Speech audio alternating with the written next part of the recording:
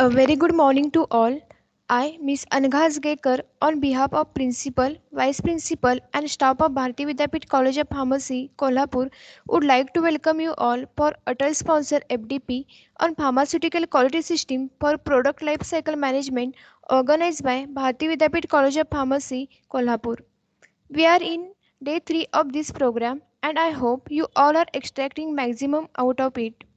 So let's start with our first session. It gives me immense pleasure to introduce you all today's eminent speaker, Ima Ramnarine ma'am. Ima Ramnarine ma'am is currently working as an executive director, global head of external development collaboration at Roche, managing the external network for development, manufacturing, and clinical collaboration of Roche Biologics and small molecules development portfolio. She is also co-lead for the industry One Voice of Quality, an initiative on post-approval changes, product lifecycle management, and initiative sponsored by chief quality officers of more than 25 global pharma companies. Ma'am is currently pursuing a PhD from Technological University, Dublin, Ireland. She holds MS in Pharmaceutical Sciences from the University of Connecticut and pursued her post-graduation and undergraduation both from School of Pharmacy, AGSITS, Indore, India. Ma'am has an extensive 20 plus years of global experience in pharmaceutical, biotechnology, and medical devices industry in analytical science and technology, research, risk management, quality control, and quality management system. Ma'am is a well organized expert on quality risk management, providing quality risk management expertise and training for regulatory authorities and the industry. Ma'am was the global head of analytical science and technology at Roche, providing strategic direction and leadership for the QC laboratories network on product control system lifecycle management, analytical technology innovation, QC operation, and technology transfers. With this brief introduction, on behalf of Bharati Vidyapeeth College of Pharmacy, Kolhapur, we once again welcome you, ma'am. Now, we kindly request Ima Ramnarine ma'am to proceed with her session on how an effective PQS and risk-based approach could transform product lifecycle management for the benefits of patients. It's so good to see you, Mabel, here. It's our pleasure. Thank you very much, Neela. I really appreciate the kind introduction, Anuga. Thank you very much. And also thank you to Bharati Vidyapeeth College of Pharmacy and especially to you, Neela, for the invitation. I am looking forward to talking to all of you, particularly because I'm more used to speaking to industry and regulators. And this is actually one of the few occasions that I get to speak to academia. And I'm looking forward to not being a one-way conversation. I'll give my talk, but I do hope to get feedback and just some good conversation and questions from your end. So look forward to talking to all of you. Yeah, 100% sure. All right, Neela. So I'm going to share my screen. Let me see when I put in slideshow mode. I might not be able to see all of you. So if that is the case, Neela, just stop me if there is an issue anywhere because I won't be able to see your reaction, okay? Yeah, sure. All right. Great. So your screen is visible, Mabel? Hey, so you can see me okay, right? Yeah, right. Okay, perfect. Thank you very much. So I'll be talking about an effective pharmaceutical quality system and risk-based approach and how that could transform product lifecycle management. So as I was preparing this talk, one of the things that I usually start with before I get into what is a PQS, what is risk management, I really want to think about why do we do this? Why is this topic important? And the context that I will be speaking about is particularly from the perspective of how do we drive continual improvement, innovation. And this is important and it's called out in ICHQ 10 in the pharmaceutical quality system, which I'll talk a little bit about. But I'm particularly wanting to connect this to drug shortages and how in the absence of continual improvement and innovation as part of life cycle management for a product, if we do not do this well, how it can result in drug shortages, which ultimately is not good for the patients. So again, as I mentioned, I have talked about this topic extensively in the industry. I've talked about this topic with global regulators, but I would really like to get some perspective also from academia and what all of you think about this topic of quality system and why it is important. So before I go into the details, I have organized my talk by these 6 areas. So first of all, I always like to start with why. Why does it matter? Why is it even important? Why are we talking about it today? And how is it really important from the life cycle perspective, but also from the benefit for patients? Then I'll talk about some fundamentals of risk management before I go into product lifecycle management. And I've only given some very few slides on risk management. There is a lot of material and training that I do on risk management, but I've only taken a very, very 2% condensed version of it today because the focus is on life cycle management. Then I will talk on the pharmaceutical quality system, specifically from the standpoint of ICHQ 10. And I know there is a talk right after me on ICHQ 8, Q9, and Q10. So I won't deep dive into those 3 ICH guidances, but the most recently released ICHQ 12, which is on technical and regulatory considerations for product lifecycle management. I will touch on that one and deep dive a little bit into that.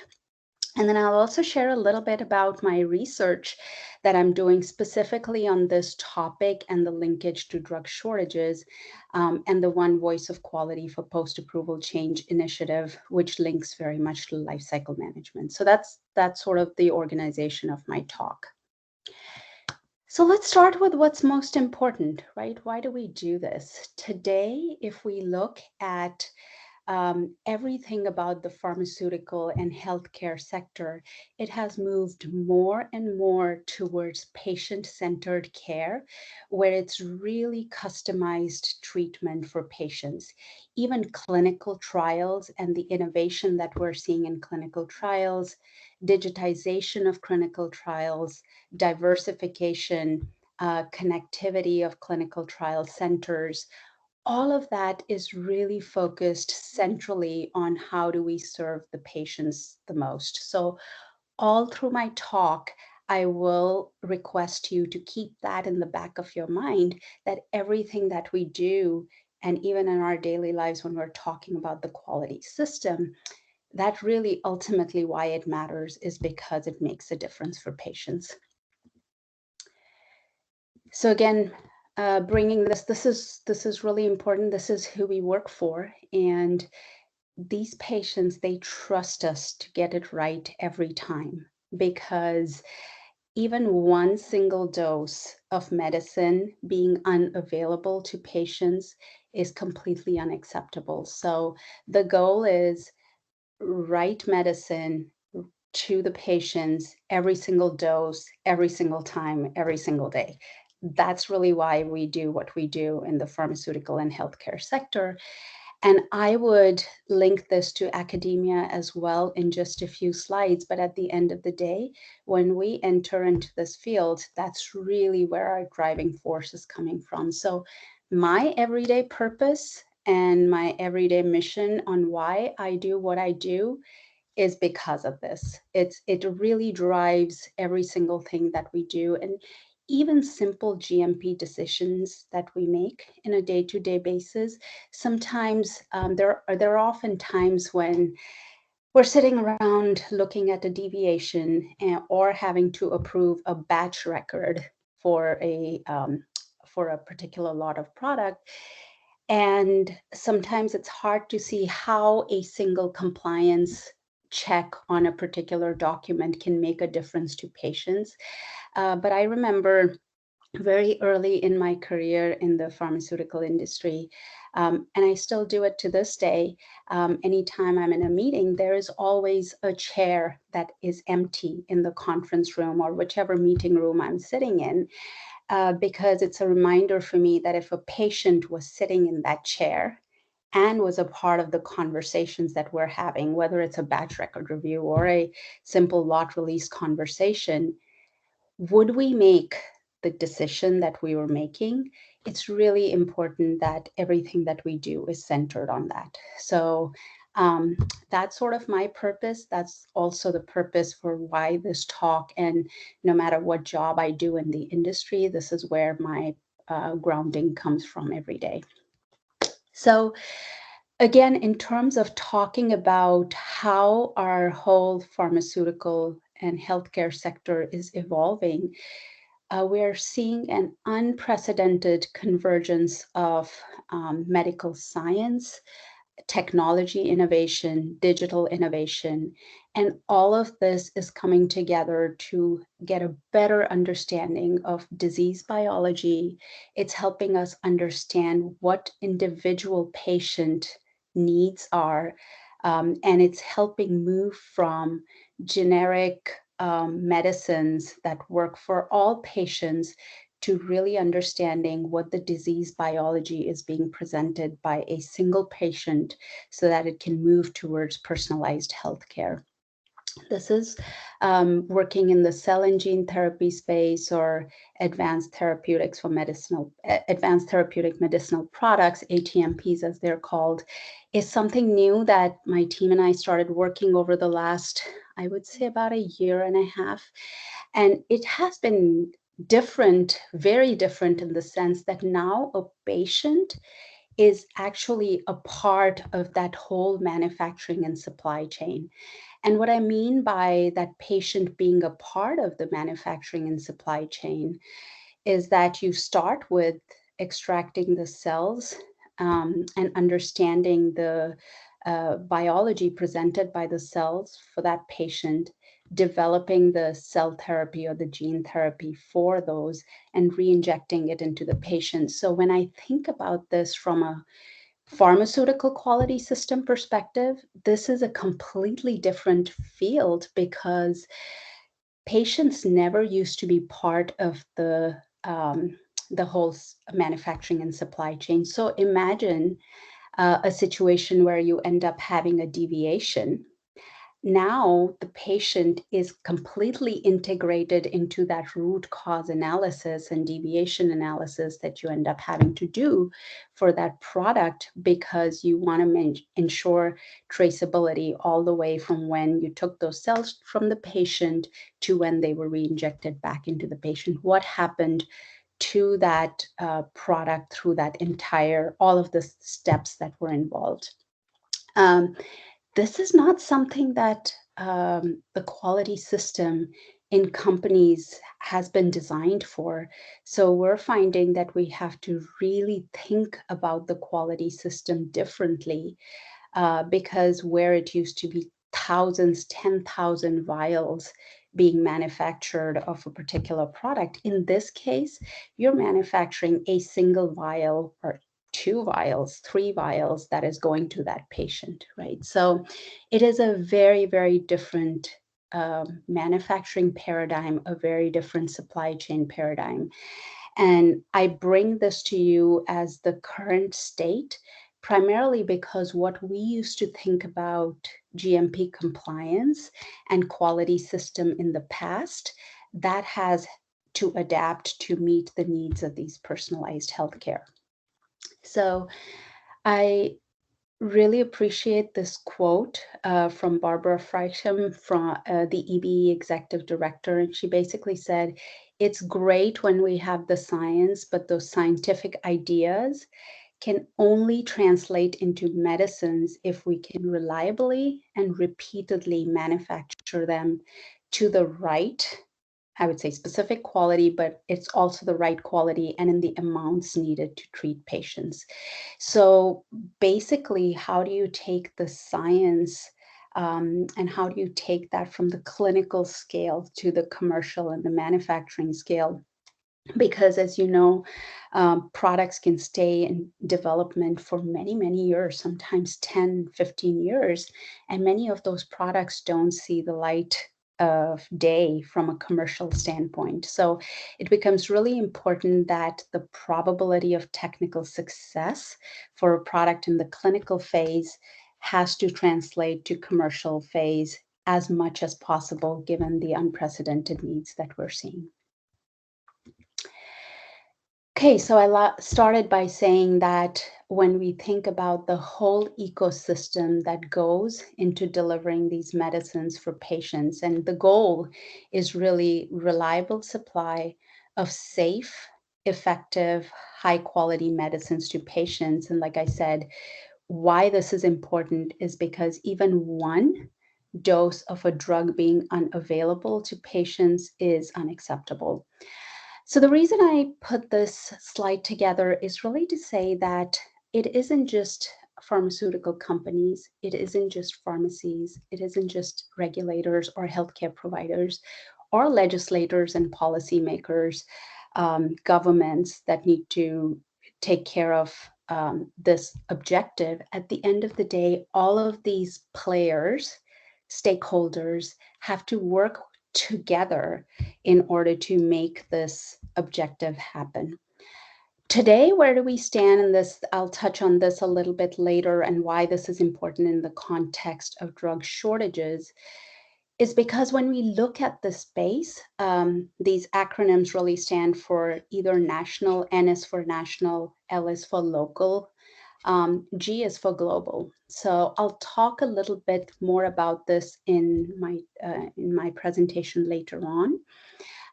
But the industry is globalizing. Our supply chain is globalizing.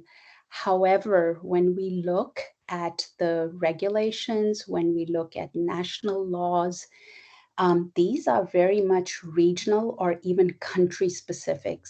And I'll talk about the complexity that this introduces in that supply chain and in making products available to patients. And then I'll also talk about how can we solve this complexity through the pharmaceutical quality system. So at the end of the day, today the state is that all of these stakeholders work in their own individual space. There is very little collaboration, and we need a lot more collaboration across these stakeholders in order to solve the complexity and the problems for medicine availability that we're seeing these days. Okay, so let's switch gears and talk about quality. What is it important to you? So I talked a lot about patients, and that's where the why lies for us.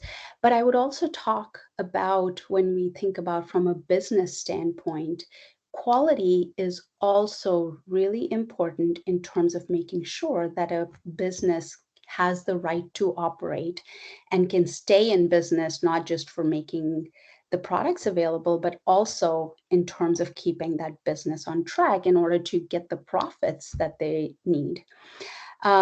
I would also say that Deming, who is considered the father of quality, Duran, they both talked about when quality goes up, it leads to efficiency. A lot of time you'll hear the term cost of quality. And I would say it's not as much cost of quality, it's cost of poor quality.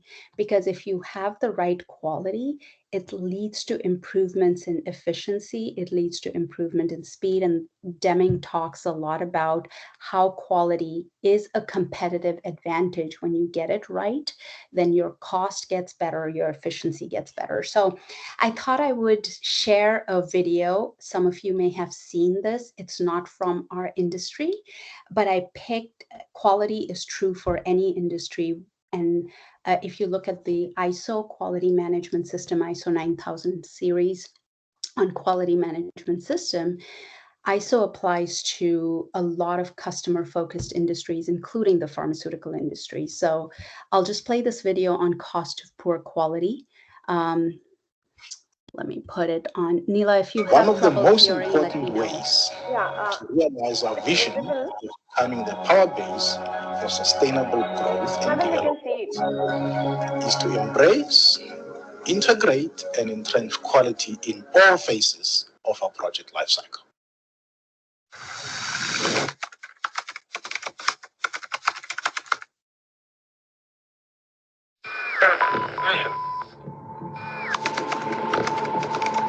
Engines throttling up, three engines now at 104%. Challenger, go and throttle up. Looking very carefully at the situation. Obviously a major move. And I'm sorry to disturb you. Go ahead, Neela. Yeah, I think there is a break in between when we are playing the video. So Okay. is it okay if we play it from our side? Yes, please. I'll pause Yeah, it here. Go ahead. Yeah, I'll stop yeah, ma'am. sharing. Yeah. Stop. You stop. We'll play it from our side. Okay. Yeah. Thank you.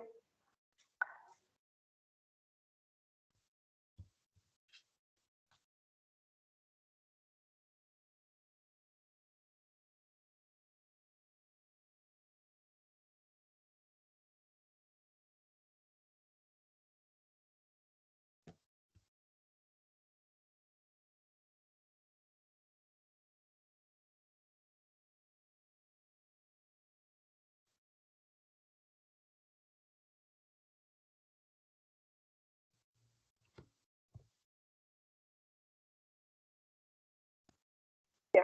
Just a minute, Mabel. We are doing it. Okay.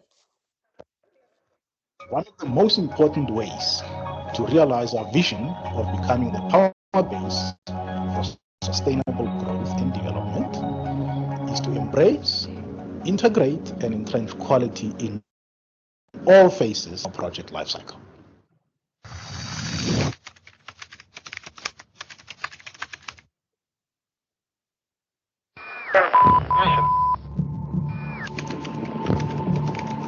Engines throttling up, three engines now at 104%. Challenger, go and throttle up. Looking very carefully at the situation. Obviously a major malfunction.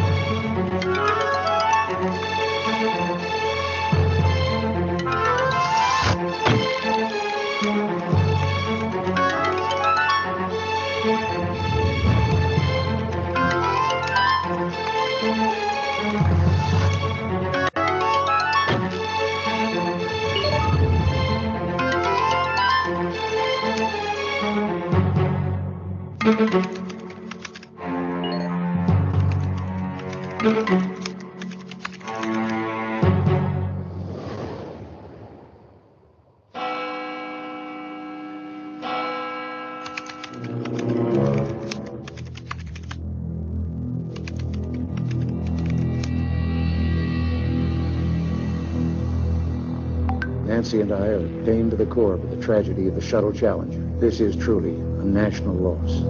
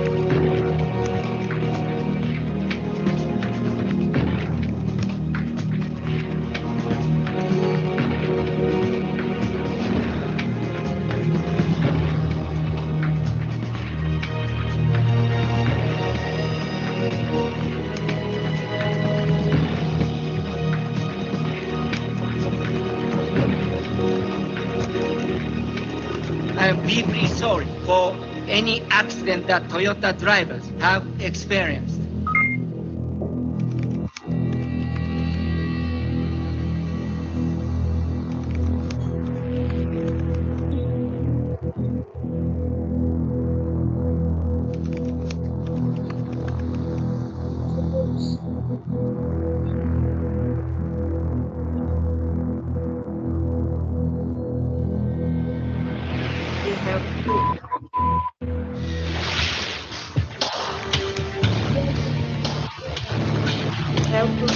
one more application.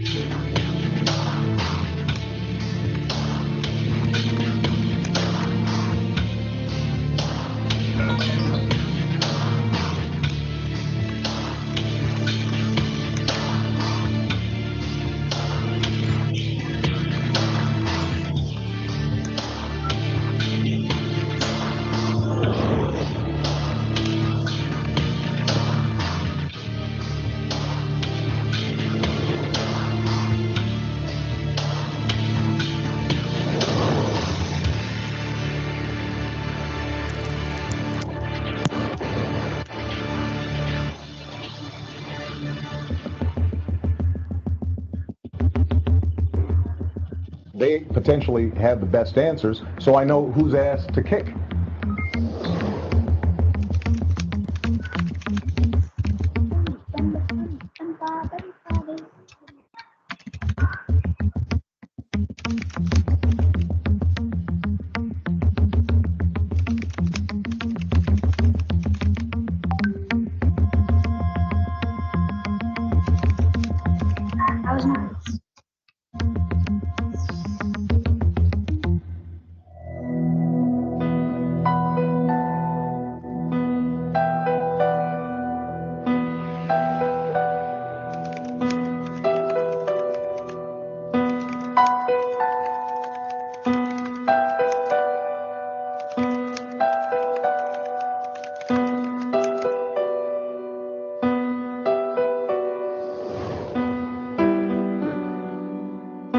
Quality is like our health. We tend to take it for granted and only notice it when it fails.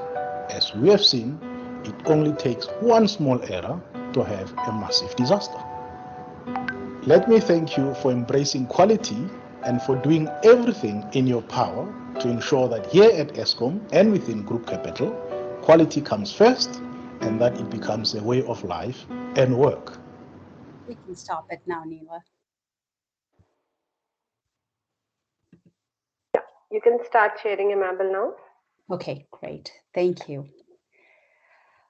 All right, so the reason I brought that video in is because I think when we talk about the quality system and the life cycle of a product, that is very central. There were a few key things related to quality that were highlighted in the video. And while they were from other industries, a quality management system or a pharmaceutical quality system in our pharma sector is really focused on making sure that all of those rules that were highlighted related to quality are adhered to. So I'll talk about a few of them, but I'll purely focus on from a product lifecycle standpoint, not just on the development and tech transfer phases, but during the commercial life of a product, how to ensure that that quality rule is not broken. When we talk about, I touched on the complexity of our global network outsourcing. There's a lot of external partnerships, contract manufacturing organizations, contract testing labs, contract warehouse, distribution centers, logistics, cleaning providers, equipment, maintenance, validation, IQ, OQ, PQ requirements for equipment qualifications. All of that today is being outsourced by many companies. So when we talk about that increased outsourcing, how do we ensure that the risk management application that you might be doing within your space is also handled appropriately with those partners? I just recently, earlier this week, actually 2 days ago, gave a talk on risk management, applying it to third-party suppliers and management. I wouldn't talk about that here, but that becomes very important when you have other players that are part of the supply chain, and the quality system becomes even more important there in terms of product lifecycle management. We're seeing high throughput testing. Documentation requirements are evolving. They're increasing significantly. IT systems are becoming more connected, cloud-based, they're enterprise-wide IT systems. Part 11 compliance has always been around for a very long time, but data integrity is becoming has become a very important topic across the pharmaceutical industry. So when we talk about this increasing complexity, it's important to think about what are the challenges and the integrity, data integrity risks that this complexity can introduce, and how the quality system can help manage that. So when we think about all of the nodes that are involved in getting products to patients in this increasing complexity, I've drawn a very simple chain here, but oftentimes there are multiple sites that may be manufacturing the drug substance, the drug product. So while I've only shown a simpler mode of one drug substance, one drug product, one packaging, one warehouse and distribution, this can be a network by itself. When I look at some of the product supply chains that I work in, they are highly complex, and there are minimal, just in this drug substance, drug product space, there are, and packaging, there can be as many as 10 to 12 individual entities, sites, and players involved. And then you add the affiliates that are responsible for distribution of this product in their respective countries, warehouse and distribution centers, wholesalers, and getting it to multiple pharmacies. All of that, if you just multiply this by additional sites, this suddenly becomes a very complex network, and it's not a straightforward chain, as I've shown on this slide. Transportation and storage requirements, chain of custody, making sure that product traceability, raw material supply, all of those are also components in this product supply chain. So when we think about how a product is manufactured at one site, if I just take one drug substance site, within that drug substance site, you have raw materials coming in, potentially intermediates. You need to look at the quality system, which sits above all of this within the site, needs to be looking at the facilities, utilities, equipment, and controls related to that. Controls for managing the materials, controls related to the manufacturing process, and controls related to the QC testing. Additionally, those facilities typically have manufacturing systems, computer systems, IT systems, training systems. The quality system is supposed to be tying all these pieces together so that there is assurance that when the raw material hits the plant and all of this works together to create the product and move to the next node in the supply, whether it's a drug product site or a packaging site, whatever leaves that plant or that site has the appropriate desired quality, safety, and efficacy for whatever is coming out of that plant. So when you think about the things that are involved, this is not a static state. There are constantly new technologies that are coming. Laws and regulations are evolving. There is knowledge being gained through the manufacturing operations, which means improvements are going to be identified. And I talk about that in a little bit. There are new signals, trends that are coming through the daily commercial operations. All of that means that whenever a product is being manufactured, if you manufacture it today, a year from now, the state that you're manufacturing that product in is likely not the same, because all of these things require us to make changes. So change is a really important part of a product's life cycle, and it becomes very important that that change is handled appropriately within the quality system. So as I mentioned, there are multiple nodes, and it becomes super important to connect, to understand the risks across all these nodes, because the weakest link in this hyper-connected network can literally bring the whole system to a collapse.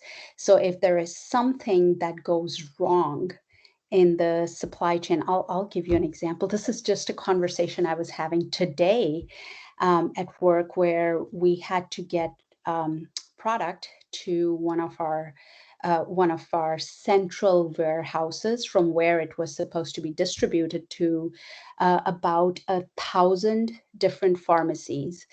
Well, when the truck arrived at the central warehouse, they did not have the appropriate procedures, and this was sitting in California. The truck with the product, 2,500 pallets, went to West Virginia, so on the East Coast of the United States from the West Coast. When they got there, there weren't the appropriate procedures set up at the central pharmacy, at the central distribution center, and they didn't have the appropriate trained personnel. Well, guess what? Because they didn't have the appropriate controls, we had to get the truck to turn back around and bring all the product because we did not have the assurance that that product would be stored in the appropriate conditions, right? So just very simple things. That central warehouse became a weak link in this node. And even though we had all the right documentation, all the right systems and procedures set up in our quality system, that weak link that we had literally caused, and now we're having to deal with how do we make sure that a shortage situation does not arise at those 1,000 pharmacies that were waiting for that product. So that risk management becomes really important. I talked about systems and product and patients. I really also want to talk about the people that do this work every day. So here's a chemist. I've taken just a generic chemist. His name is John. So here's what John's life looks like. He is a very experienced QC chemist. He works extremely hard, wants to do a good job every day, complete his tasks on time, and he knows that any deviation or issue that happens during QC testing can cause delays and backlogs in product release. He also knows that it is important not to miss timelines because management does not like to see issues. There are metrics, there are targets, they need to be productive and meet those timelines. If product cannot be released on time because of QC issues, it of course impacts the company's profits and the company's reputation if the market cannot be supplied, and ultimately, the QC department's performance and metrics. So basically, nothing wrong with having the metrics, nothing wrong with having the performance indicators and targets. But if the department's not functioning well, don't hit the timelines, don't hit the metrics, it can also ultimately impact people's salaries and bonuses. So what is John's motivation? Make sure that you're hitting all the timelines, completing all testing on time so lots can be released on time. When I look at that on the surface, there's nothing wrong with that, right? If you look at it and you go, well, that's what we want. We want everything to be done on time so product can make it to the market. Well, what can that do is sometimes it can set the incorrect incentives. What you see at the top is this behavior around making sure that things are being on time. If I look below the surface, right, always when you look at the iceberg, you see very little. What you see on the surface is very little. What is happening below the surface really is what's important. What's really important from a need perspective for John is making sure that there's credibility, there's control, timelines are being met. Do not want to fail, do not want to lose face, right? And that's really important if your department's budgets are tied to it. Value must always deliver on expectations and timelines. Sometimes compliance question becomes is, okay, if I don't sign this, do a double review of this document from a compliance standpoint, it doesn't hurt the product quality as long as it does not impact product quality. It really cannot hurt patients, so that should be okay. That's that small crack where you go, non-compliance with GMPs may not always impact product quality, but that timeline and financial pressure that is coming, that just leads to undesired behaviors and can lead to sometimes GMP. Now, I'm not saying this happens all the time, but when you have wrong incentives in the targets and KPIs are driving are incentivizing or motivating a different behavior, it can lead to compliance risks. It can lead to certain violations. No matter how small those violations are, over time, they add up. So the question then becomes is how do you make sure that the quality system is set up not only to hit GMP compliance, but really to help drive the right thinking, the right behavior, as opposed to being driven by timeline and financial pressures. So basically understanding from the perspective of the day-to-day work that happens on the manufacturing floor in the QC labs, how is that environment being set up for success, and how is it being set up so that the people that are working in that environment are experiencing or have the freedom and the space to make the right decisions, to make the right quality choices every single time, every single day. So when you're looking at addressing behaviors, it's very important then also to set up metrics and KPIs that are driving the right behaviors as opposed to simply the right intent, but the wrong behaviors. Okay, so I wanted to put this really in because at the end of the day, quality is all about the right mindset. It really is about scientific thinking. And I like this quote by Carl Sagan, where he says, you know, how do you cultivate scientific curiosity? And schools, colleges, universities, academia, this is really fertile ground, fertile space for cultivating that scientific curiosity, for cultivating that passion for scientific thinking. And the reason I like this quote is because it says every kid starts out as a natural born scientist. If you remember as a child, how many why questions do you ask? Why is it that way? Why is it that way? Why do you keep asking till you get the right answer. And it says, and then we beat it out of them. A few of these kids trickle through the system with their wonder and enthusiasm for science intact.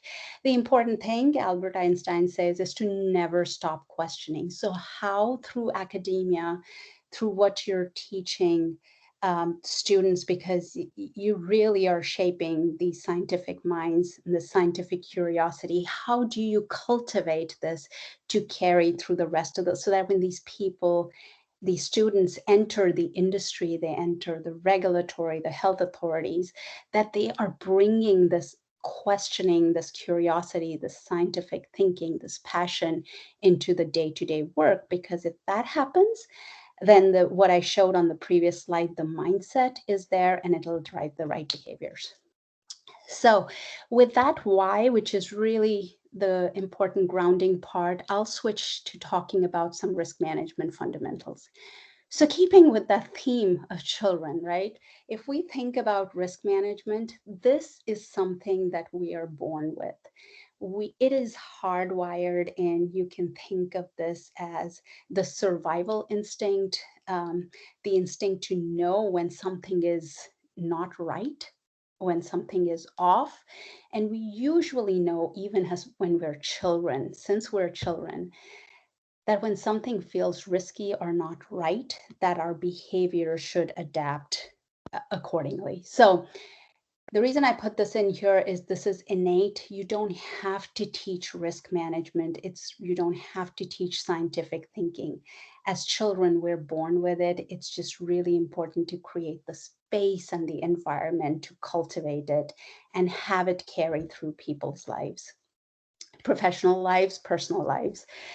So ICH-Q9, and now I'll get to the pharmaceutical industry part. I only put a few things about Q9 because I believe it'll be covered in your talk after this one.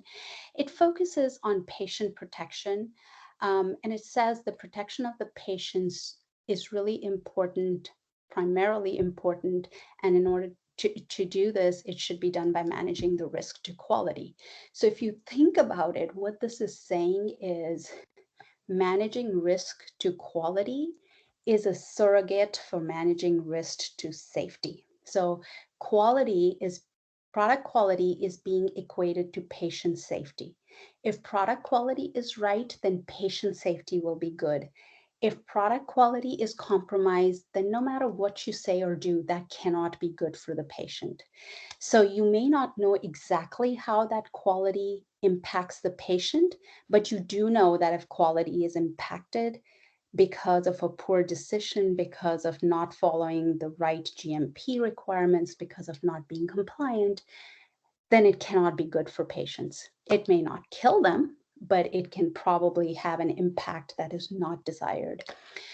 Oftentimes, when I talk about quality risk management, I get the question, gosh, but I am doing cell culture operations so far upstream, or I'm doing QC operations. I have no idea how this can impact the patient. This is so far removed from the patient. There are 15 other steps before this product gets to patients, and we have all kinds of controls through these different steps, which will prevent impact to patient. I usually look at it as saying that if you're making a decision that is compromising compliance or GMP expectations, then you're potentially, you may not be always compromising quality, but you're potentially compromising quality. So how do you set up the quality system that it ensures that all of these expectations for meeting compliance requirements and quality requirements are followed, and that they ultimately down the line, even if it's 10 steps down the line, that you don't end up with a product that has poor quality. Often I will also get the question on, well, IT systems. I don't know how IT systems, if I don't validate my IT system right, or I don't validate this Excel spreadsheet, how does this impact patient safety? I don't know. I cannot connect the dots between validating a GMP spreadsheet or approving this document and patient safety. Again, I would say everything is based on data. So if data is unreliable and if the data integrity is not accurate, then it can lead to wrong decisions. And if it leads to wrong decisions, then it can potentially impact product quality. So again, tie whatever activity you're doing to how it supports the decisions that need to be made.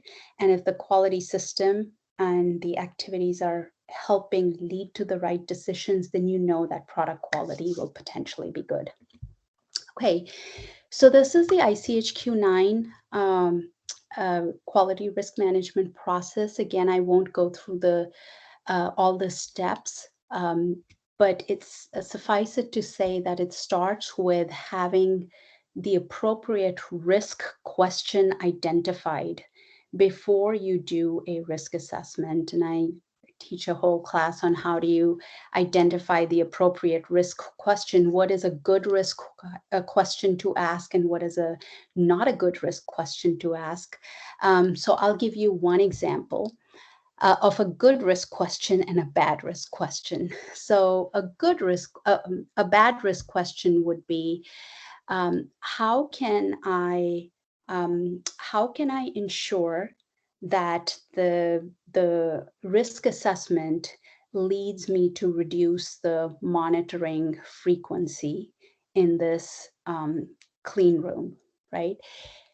That is a bad risk question because one, that risk question is already presupposing or presuming that you want to reduce the monitoring frequency. A good way to ask that risk question is to say, what risks exist in this clean room which will help me determine what the appropriate monitoring frequency is? Because that second risk question is going to help you identify all the appropriate risks. And then once you have identified the risks and figured out what controls you have, then you can determine whether or not you can reduce the monitoring frequency, or if you actually need to increase the monitoring frequency. So assuming that monitoring frequency can be reduced and using the risk assessment to justify that reduction in monitoring frequency is a bad risk application. Using it to say what is the appropriate monitoring frequency is a good risk application. So The other thing I will say on this risk assessment is anytime you identify the risk, there's only one of two things you can do with it. You either make a decision to accept it or you make a decision to reduce it. There is no third option. And when you make a decision to accept it, then there better be a good rationale on why you think that decision is, that risk is acceptable. And if you're making a decision to say, yeah, no, that risk can be reduced further, then introduce the appropriate controls, and those controls need to be managed through the quality system. The other part I would highlight in this is the risk review. This is a very important step because a lot of times I've also heard people ask the question, well, we did a risk assessment. How did we miss this one? Well, that's okay if you did a risk assessment and you missed identifying a particular failure mode or a hazard. The point is that when you do identify that hazard or that failure mode, you go back and update that risk assessment because that becomes a risk review activity. And the risk management process becomes a living process. It's not a one-time activity. So again, I'll stop on that part here. I'm sure you'll get to hear more about it in your next talk. But a few things about risk management. I will pause a bit on the definition of risk. It's a combination of severity of harm and probability of occurrence. So basically, if this were to happen, probability of occurrence, how bad would it be? Severity, right? So the definition of risk, if you look at ICHQ 9, is only those two things, severity and probability of occurrence. Detection does not figure out in the definition of risk. And the reason why it does not figure out in the definition of risk is because the whole mindset is around prevention. It's not about detection. Of course, if you cannot prevent something, then you want to make sure that you can detect it. But in the purest form, the definition of risk is only severity and probability of occurrence. So I'll touch a little bit on what are the roadblocks to quantifying risks, and just a quick 30 seconds on this. Because when we think about risk, this is a very, if any of you have ever been in a risk management exercise, this is a very emotional kind of or reaction kind of state when you're doing a risk assessment, because you more worry about what is possible as opposed to what is probable. Subjectivity, risk assessment based on previous experience as opposed to data is something that I've seen happen a lot. And so in order to make a risk assessment really quantifiable, it is very important to base it on data and not just on subjective assessments. As objective as possible in assessing a risk is really important in making sure that you're identifying not only the right risks, but also the right controls. So one example here with problems with quantifying risk, if you look at, I've given a few examples here of the quantification of risk for heart, cancer, stroke, car accident versus falling versus shooting versus people dying of fire or smoke.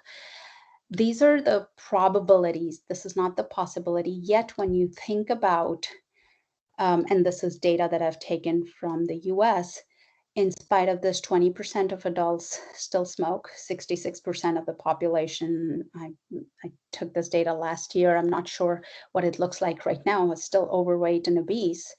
And 20% of drivers still don't wear seatbelts, right? So if you look at the probability of a car accident, because it is so familiar, people tend to underestimate that particular risk.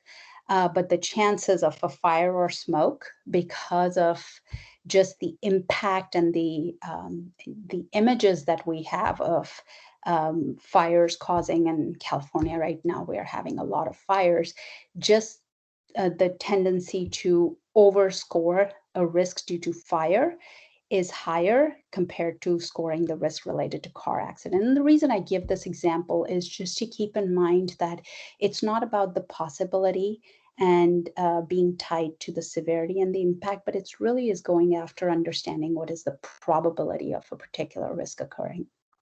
So Sorry, was there a question? Okay. Any All right. So, participant?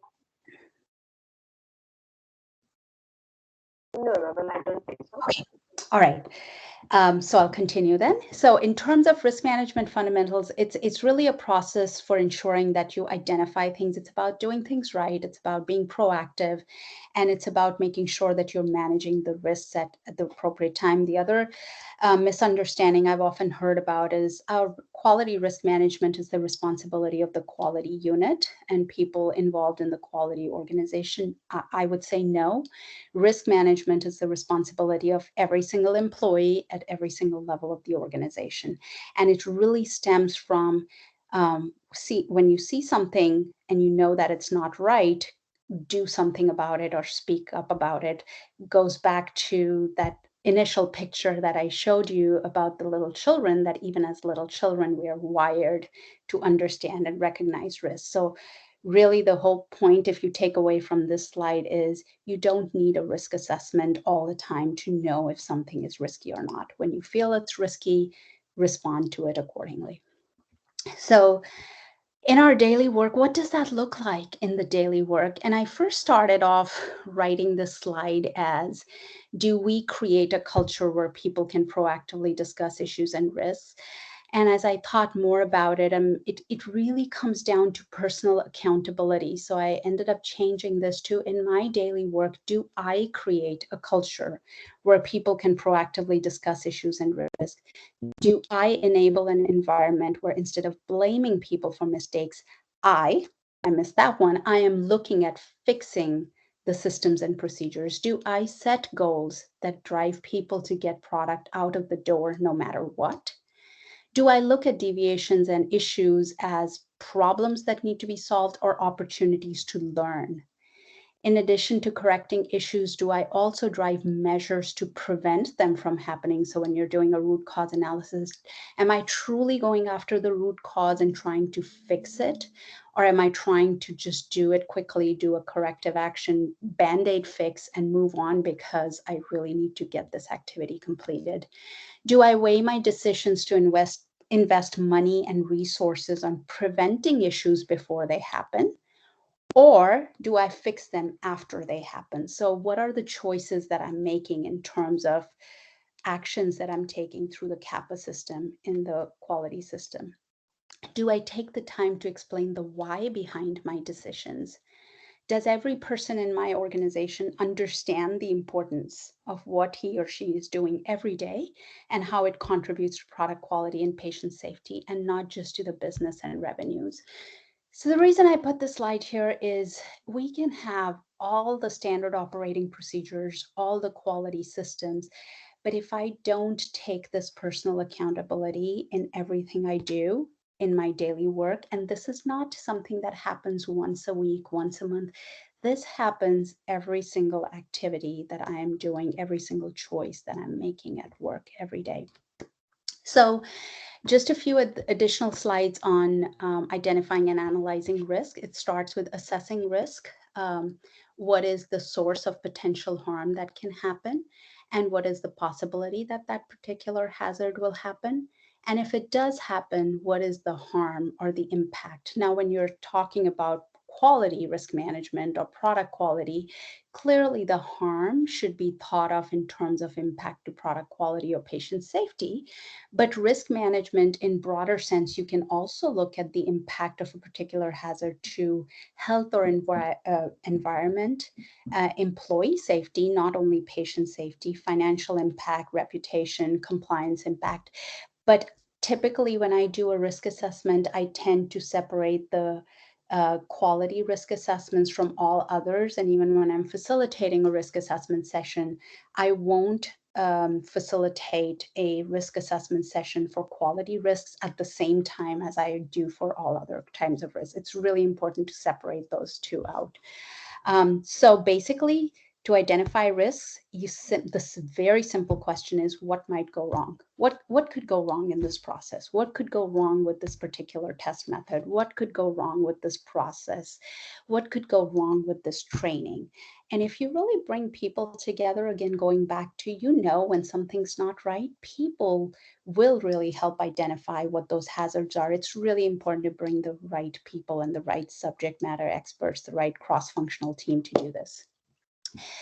A quick few minutes on the topic of subjectivity and uncertainty. Another course that I do talking about heuristics and bias, but it really goes down to this concept of how do you make sure that you're bringing objective decision making as opposed to subjectivity based on your bias, your past experience, or personal feelings.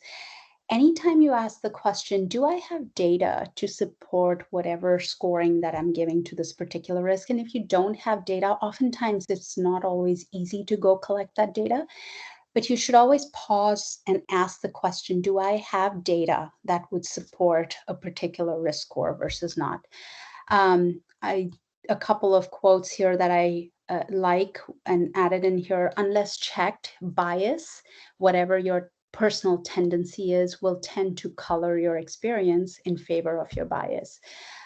So one bias I'll give an example of is an expert bias. And what an expert bias is, because you can sometimes be a subject matter expert, can be such an expert in a particular topic that oftentimes I have found, and this has been my real practical experience, that subject matter experts tend to underestimate the risk. Or if I'm talking to an engineer who has designed a particular facility or an equipment, they will tend to underestimate that risk because, well, they designed that equipment, they designed that facility, they designed that process, and it's hard to find risk in something that you have designed. So typically in a situation like that, you'd ask for data, but you'd also ask for people who use that equipment and that process as opposed to the people that designed it.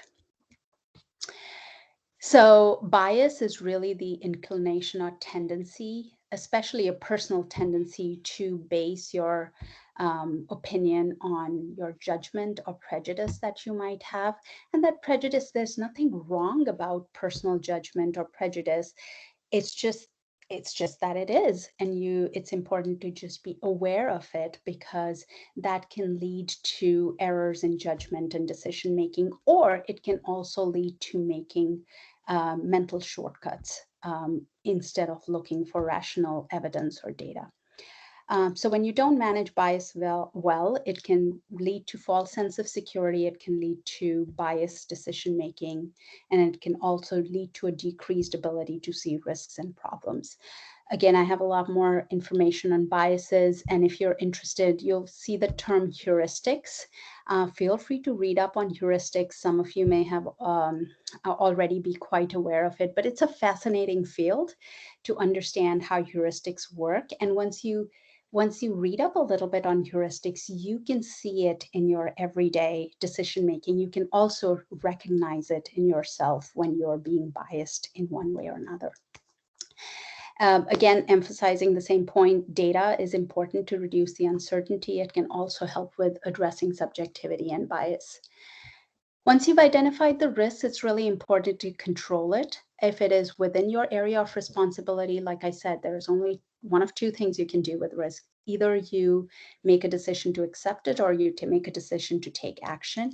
And if it's within your area of responsibility, then you need to determine what that appropriate action is, what control needs to be put in place, how quickly do we need to do it, or if it is outside your area of control, do you need to escalate it to the next level decision maker? If it is outside of your area, you can, even if you're escalating it, I always say at least make a recommendation on what that appropriate control would be. And even if you're not responsible for that control or for the resources that are needed to control that particular risk, it is very important to provide to the appropriate decision maker your analysis on what needs to be done to control a particular risk. So a few things I highlighted in terms of determining action. The first step, as much as possible, would be to remove the risk. Where you can, remove the risk. If you cannot remove the risk, then reduce the impact or the severity of that risk by putting controls in place. If you cannot reduce the severity of that risk, then try to put controls in place that would reduce the occurrence. If you cannot reduce the occurrence, then you go to detection. Remember, I said the definition of risk is probability of occurrence times severity. Only when you cannot reduce severity and you cannot reduce occurrence, then put controls in place that would improve detection. If you cannot improve detection, then you communicate, improve training mechanisms and such. And last, after you've done all of those things, if there's nothing further that you can do, that's the point when you end up accepting the risk. So the reason I give this hierarchy is to say that go through the thought process, and the quality system setup should allow you or enable you to go through that thought process of first starting with removing risk and only accepting risk after you've gone through at least the mental process of saying, can I do all of these steps? These are the decisions that can be made by whoever is the decision maker on that risk. At the end of the day, here's another very important concept of risk management. There is no such thing as zero risk. At some point, you have to say that I've done the best that I can with these particular risks. It's as low as reasonably practical. It will not impact product quality or patient safety, and I have to accept that residual risk. Going back to that video that we showed about the Challenger exploding, well, if you looked at we often do the risk and the cost analysis, but we tend not to do a benefit analysis. What would it have taken to fix the O-ring? Much lower cost of fixing that O-ring, and not that the O-ring failure wasn't identified, that was identified by the NASA engineers, but the choice on that risk assessment management activity was made to keep proceeding instead of fixing to invest in the $200,000 to fix the design, or simply to fix the O-ring. How do you look at making some of those choices on where to control a particular risk? After the fact, it's a lot easy to say we should have done that, right? But it's not as easy when you're in the situation to make those choices. And that's why the conversation around, if this were to happen, how bad would it be? I think in that particular situation, nobody wanted the thing to explode. Nobody wanted those deaths to happen, but simply the objectivity needed to connect the O-ring failure to the possible impact.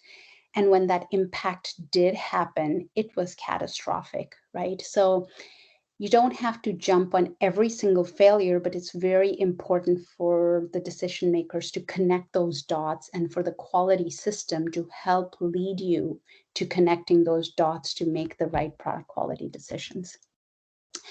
After that, who needs to be communicated to? Obviously, typically, I have not seen decision makers sit in risk assessments, but they definitely need to be involved once the risk assessment is done, and decisions need to be made on what controls have to be implemented and what investments.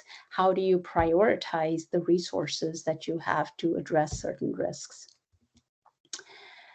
Again, I would say risk management is an ongoing process. Like I said, it isn't a one-time activity. You have to constantly make sure that anytime new information is available, that you're going back and reassessing the current state of the risk, current state of controls, and updating them as needed. I gave one example of when a risk assessment is not appropriate. A couple of others that I've given here is definitely not when it's using a risk assessment to substitute for science and data. If data is needed, then go collect that data. Don't make a risk assessment decision based on subjective information. When issues are clear and obvious, no point doing a risk assessment. That issue is obvious. Go fix that risk. Go fix that issue. As a means to delay decision making, I gave the example of justifying a predetermined conclusion and of course to rationalize workarounds. Those are not good applications for risk management. Where it is really useful is to enable robust decision making, again, based on scientific information and data. So let me talk a little bit about product lifecycle management. Per ICHQ 10, there are 4 phases in product lifecycle management. Starts with development through tech transfer, commercial manufacturing, and product discontinuation. So all of those 4 phases constitute product lifecycle management. I thought I'd put this in here to remind us that typically a product takes about 10 to 15 years. It's become a lot more accelerated in terms of development. It'll stay about 2 to 3 years in tech transfer. Tech transfer continues through commercial manufacturing, but the longest span or phase of a product is this commercial manufacturing. And sometimes a product can sit in its commercial phase for 20 plus years, sometimes 30 years and longer. This phase is super important in the ICH guidances and all. There has been a lot of attention given to development, attention given to tech transfer. So for example, Q8, Q11 talk about pharmaceutical development, talk about tech transfer, but there is very little guidance, ICH guidance that has been published around commercial manufacturing. I think ICHQ 7 around APIs is probably the one I would say, but this is where you acquire the maximum knowledge about a product. And what I mean by that, I touched on this earlier about the life of a product being very dynamic. So when you start in product development, that initial product and process knowledge is based on a very few batches. You have the quality target product profile, that's QTPP, critical quality attributes, critical process parameters. All of that is typically identified during pharmaceutical development. But again, remember that is on a very few batches. When you're sitting in the commercial life, a product is sitting in its commercial life, hundreds and hundreds of batches are produced. Tech transfers are happening during that commercial life. And this is when really new product and process knowledge is gained. And this is also when companies may realize that what you had identified as CQAs and CPPs at the beginning need to be changed. Initially, I've seen, because of the limited knowledge, the list of CQAs and CPPs is very long. And then as you get more knowledge on that product, this list of CQAs and CPPs gets tighter. You can identify trends during the annual product review or during the quality system reviews that end up happening for the product, which means that all that new knowledge gained is helping you evolve the control strategy for the product. You get a better knowledge, your knowledge space on that product is growing, and your understanding of the design space. And I won't touch on knowledge space or design space, but ICHQ8 and the quality by design concept talks a lot about the design space and the control space. So hopefully that gets touched on in your next session. But because this life cycle is very dynamic, as I showed here, post-approval changes, that's what PAC stands for, they are a natural part because as you gain new knowledge and as equipment ages, you need to upgrade manufacturing and testing facilities and equipment in order to maintain a state of control, and GMP compliance changes are needed. Regulatory requirements are changing, new technologies are becoming available, new knowledge is being gained, suppliers are changing, and continuous improvements are being identified. So I've just given a few examples here of things that end up driving change during the life cycle of a product. So typically, if you think about, let me go back here. If you think about the product that got launched after pharmaceutical development, very likely the process, methods, equipment that you launched the product with are not going to be the same 20 years later. In fact, they won't even be the same 5 years post-launch. So it's really important to understand how you use those post-approval changes to continue to improve your products, processes, and test methods. So this is what I've shown. Initially, a product gets registered in a country based on the pharmaceutical development data. The CTD, the common technical document that is filed needs to be updated if you're doing a transfer. And here I've shown that the knowledge keeps growing on this upper plot.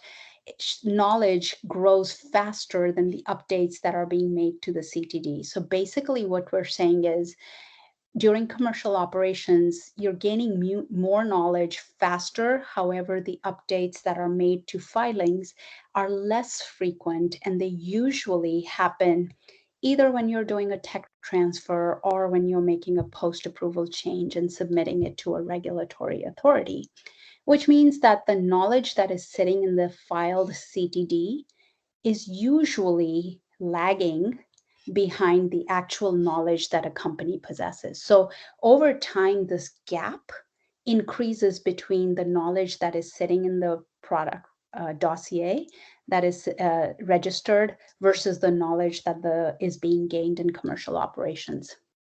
Having said that, an increasing knowledge should help with the ability to reduce risk. It means that we should be able to implement that new knowledge faster, even if the CTD is not being updated at the same speed. So just a quick few words on quality risk management and knowledge management. Basically, data that is acquired. We have tons of data that gets acquired during the life cycle of a product, but that data is no good until it is converted to information. That information is no good unless it is converted to knowledge, and that knowledge is still limited unless that knowledge leads to understanding. So if you look at ICHQ 8, it talks about, and even ICHQ 10 talks about product and process understanding.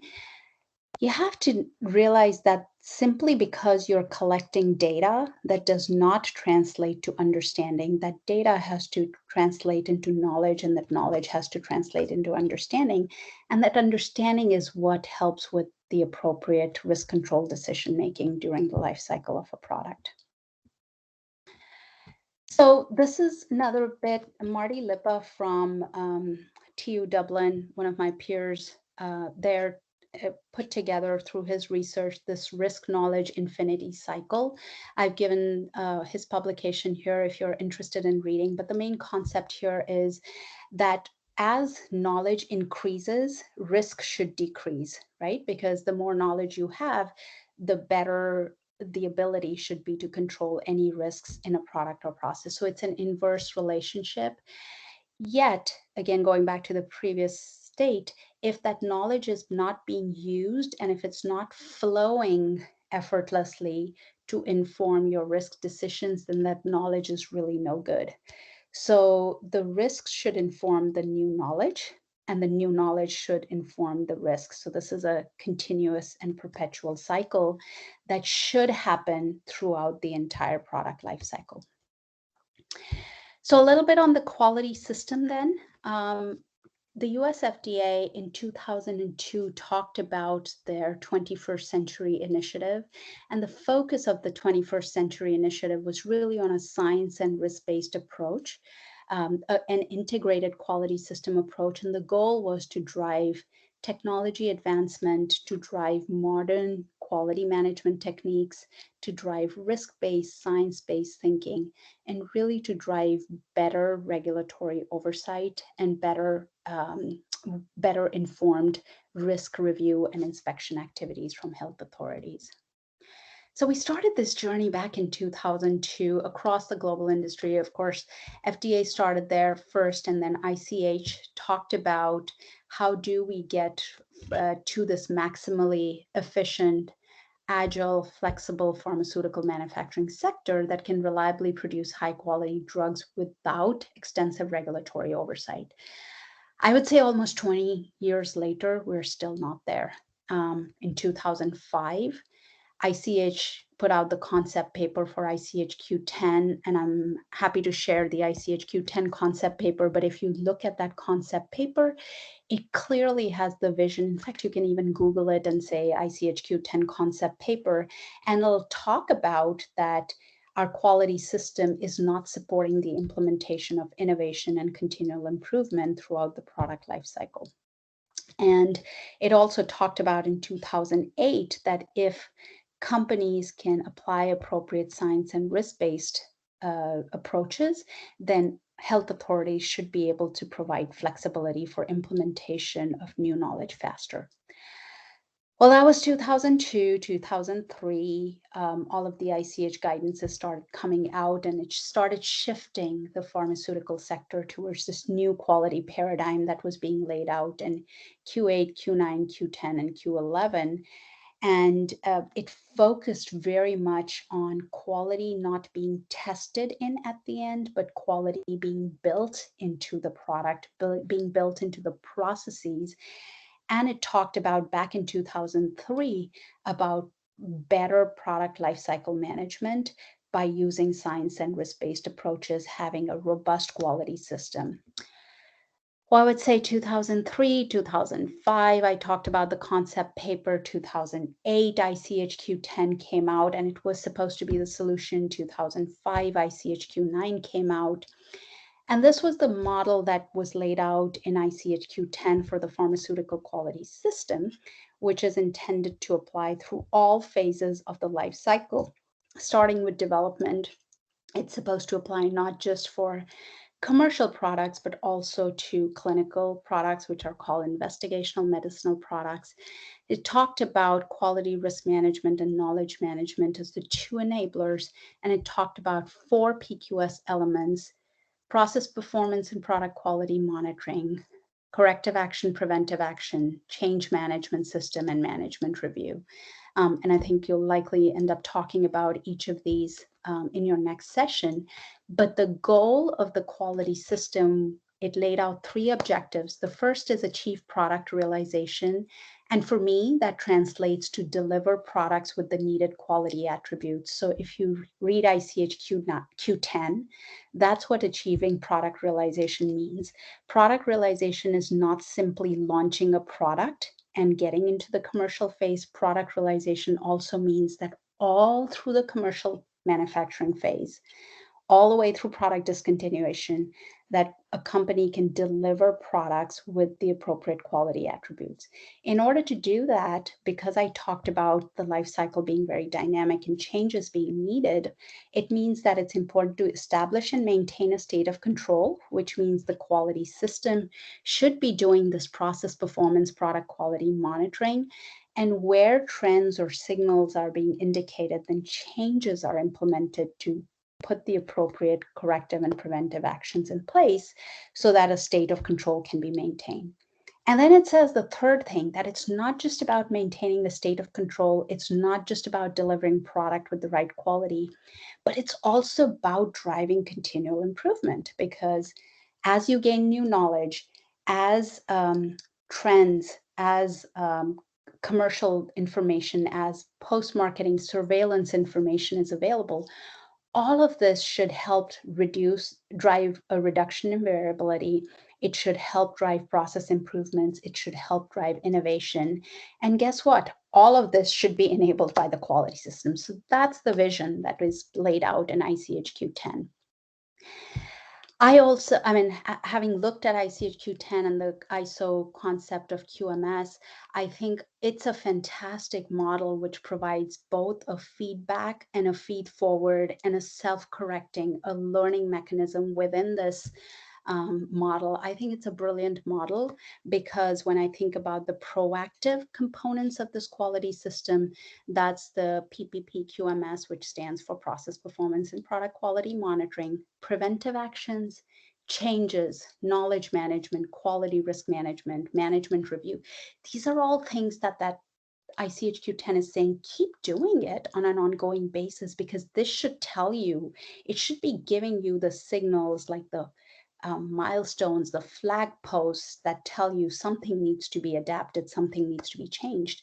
And then there are reactive components of the quality system, which means something went wrong, deviations happened, corrective actions are needed, changes are needed because an issue happened. Sometimes new knowledge emerges from issues and investigations or deviations.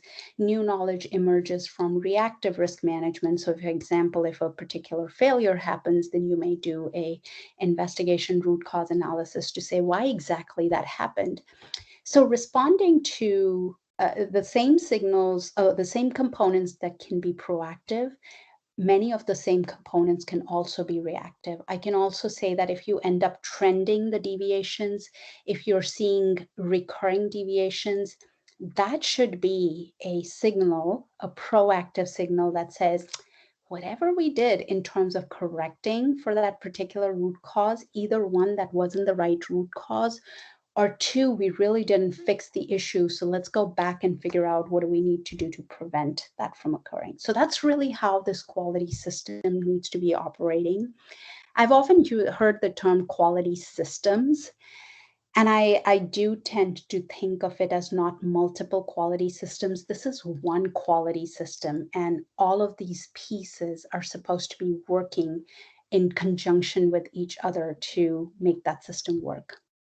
So talking about that has now fast forward, we are in 2019. Where do we stand? All of that came out in Q8, Q9, Q10, and we still did not achieve this state of optimizing science and risk-based post-approval change processes to maximize innovation and continual improvement. And so then ICHQ 12, it took a couple of years for ICHQ 12. I think work on that started in 2016 or 2017. And it was published in 2019, and it's really focused on incentivizing continual improvement in order to enable regulatory flexibility so that changes and new knowledge can be implemented fast. So I'll say a few words on ICHQ 12. It's really about technical and regulatory considerations for product lifecycle management. It is about using scientific technical knowledge and using our quality system to enable that increased flexibility and to drive continual improvement. It is about improving trust and transparency between industry and regulators. And when I say regulators, I mean reviewers and inspectors. It is about implementing timely knowledge and implementing new technologies that are constantly evolving in the industry and in the pharmaceutical sector. It's about using the quality system to effectively manage risk and knowledge. And it's about managing post-approval changes more effectively within a company's quality system. So ICHQ 12 lays out a couple of tools, and I've given the main tools that are laid out by ICHQ 12. The first is around categorization of post-approval changes, and it basically categorizes them into three based on the level of risk: prior approval, so changes that need to be submitted to health authorities for approval. Those are the highest risk changes. Notifications are changes that can be implemented. You notify the health authority, implement the change, but you don't have to wait for their approval before implementing. And the non-reportable ones are the lowest risk ones, which can be implemented in the quality system right away without any submission to health authorities.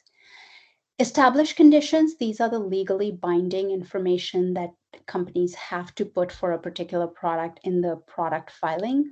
And it means that whenever a company is making a change to an established conditions, these typically end up being the CQAs and CPPs that I talked about in the previous slides. They tend to be established conditions. It means that when you're making a change to an established condition, it is automatically a prior approval, which means you cannot implement a change to that established condition unless it has been approved by the health authority. A post-approval change management protocol, this was used in US and in some countries in Europe, but this is a tool that is not widely used by all health authorities. It is a very useful tool that ICHQ 12 talks about. It's almost describing in advance to health authorities what are the possible changes that you will want to make to a product and what protocol you will follow for these changes, so that when you're ready to make these changes, you don't have to spend a lot of time waiting for a health authority approval. Quality system, I talked about the quality system being the way to manage post-approval changes. And the goal is, how can you make that quality system effective so that more changes can be managed in there without having to submit to health authorities? How do inspectors and assessors communicate? Because The truth is, the quality system is inspected by inspectors during inspections, but post-approval change submissions are reviewed by assessors. And assessors and inspectors don't talk to each other often.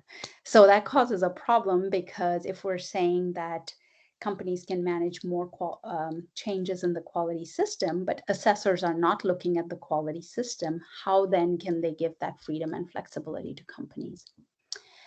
The product lifecycle management document is a document that I've seen several companies. My company ends up doing product lifecycle management documents, which really describes within the quality system how is the company going to manage that product during its life cycle? What are the established conditions? What kinds of changes will be reported to health authorities? Which ones wouldn't be? And this life cycle management document is available during inspections, or even to assessors if they want to see it. And then if you're making frequent post-approval changes to certain things, such as changing analytical equipment or methods, how can you do it in a manner that every single time you're not starting from scratch? So what structured approaches can be set in the quality system so that this can happen faster for frequent changes? So the reason why these tools are helpful is because they're intended to enhance predictability and flexibility. So the post-approval change categorization ended up harmonizing for all ICH countries what the change categorization should be. I think that's very helpful, but it's not helpful in countries that do not follow ICH. And there are a lot of non-ICH countries that do not follow the same categorization system. I talked about the established conditions, again, something that harmonizes the industry. Same around post-approval change management protocols. They become an upfront communication tool with the health authorities so that they know what kinds of changes a company might be planning.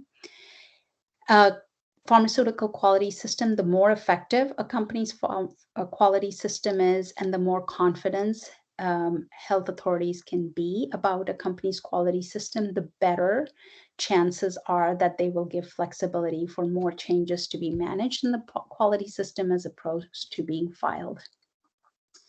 Knowledge exchange. It also talks about how can knowledge exchange be improved between reviewers, between assessors and inspectors, so that the flexibility can be provided to companies based on their risk-based approach and quality system. And then finally, for marketed legacy products that may not have established conditions identified, it talks about how to implement ICHQ 12 for legacy products.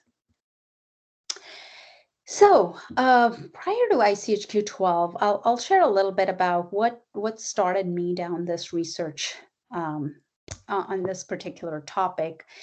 So my research from TU Dublin is about really solving this continual improvement and innovation challenge. And it talks about how an effective quality system and risk-based approach could transform post-approval change management. So I really focused on this post-approval change topic.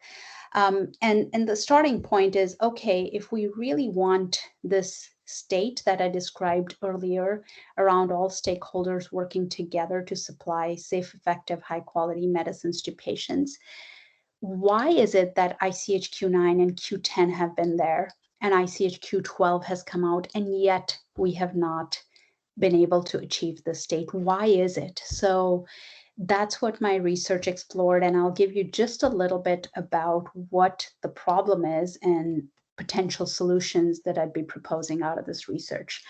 So the problem really is that our global regulatory framework is so complex that it takes minimally 5 to 7 years to implement a new change.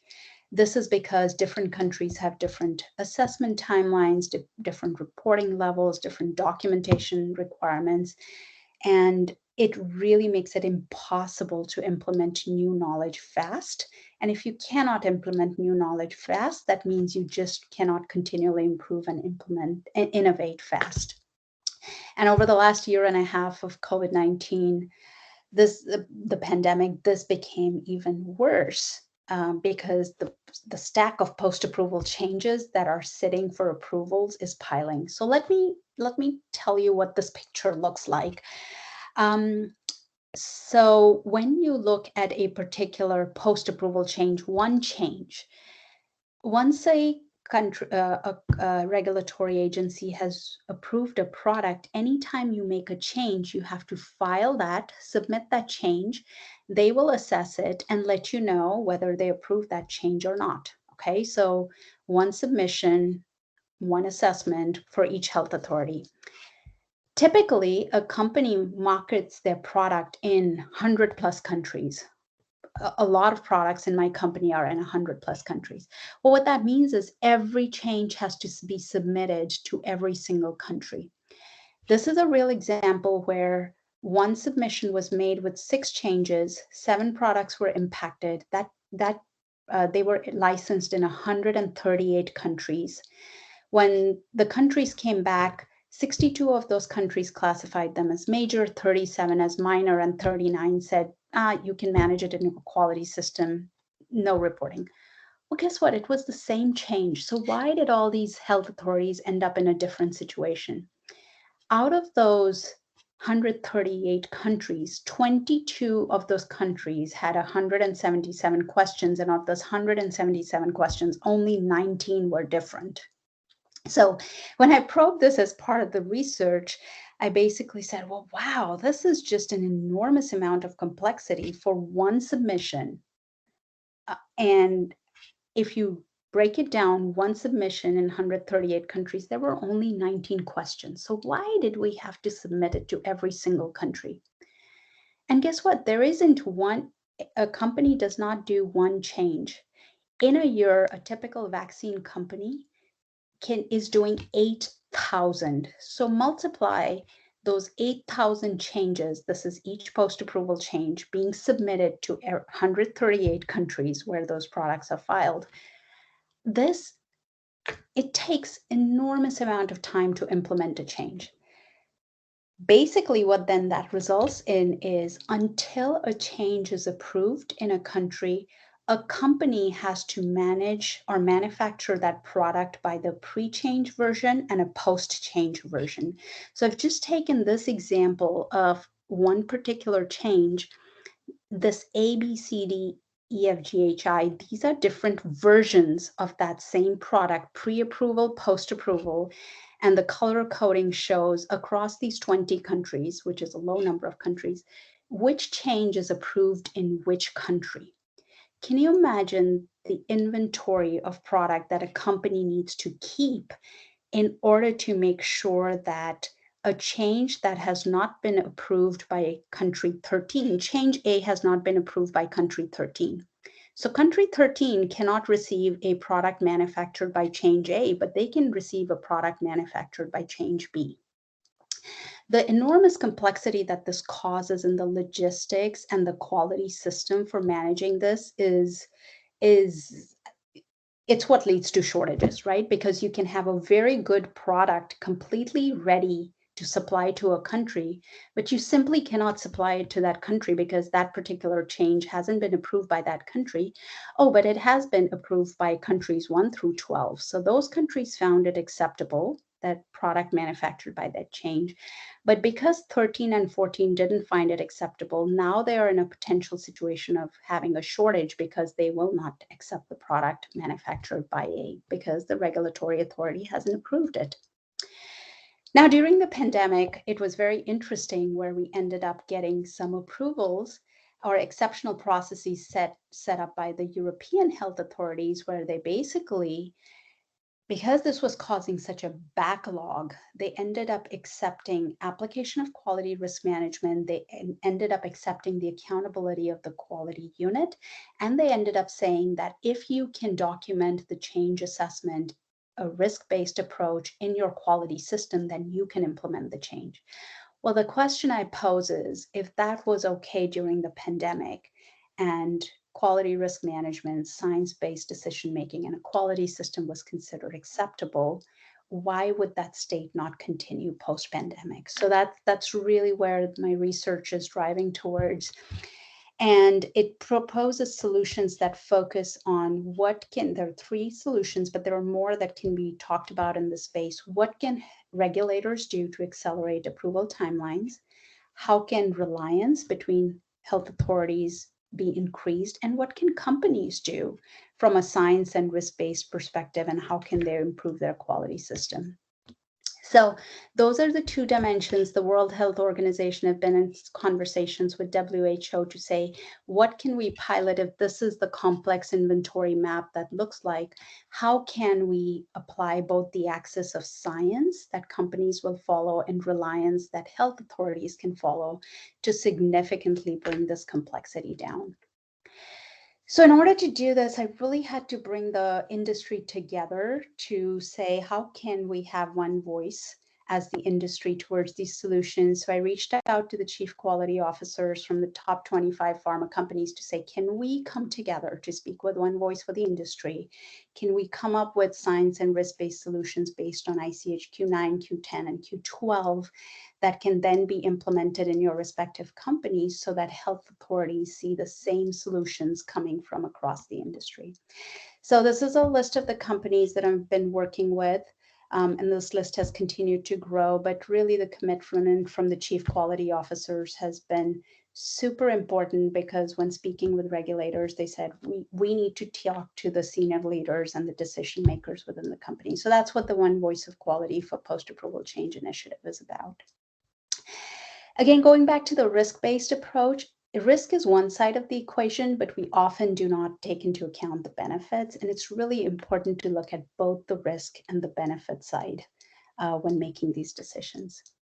So if we go down to ICHQ 10 Annex 1, which had offered the promise of flexibility, my hypothesis and proposal is that if a change through a risk assessment and the quality system, it can be shown that a post-change situation is less risky than a pre-change situation based on data and a science-based risk assessment, then those changes should be able to be implemented faster through the quality system and should not have to go through approvals through, in that example, 138 countries. This would allow us to move faster, implement knowledge faster.